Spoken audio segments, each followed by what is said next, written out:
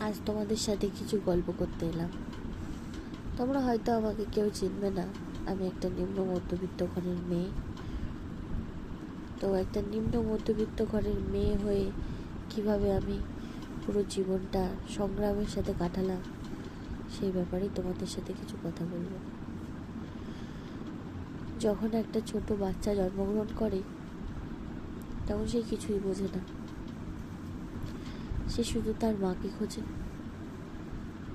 আমি আজও আমার মাকে খুঁজি, কিন্তু পাই না। রাত যখন হয় অনেক, তখন মনে হয় চুপ করে মায়ের কোলে শুয়ে থাকে।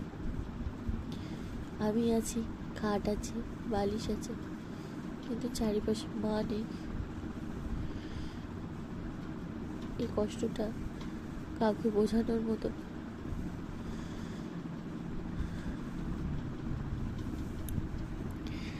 আজকে আমি মাকে ছেড়ে অনেক দূর চলে এসেছি।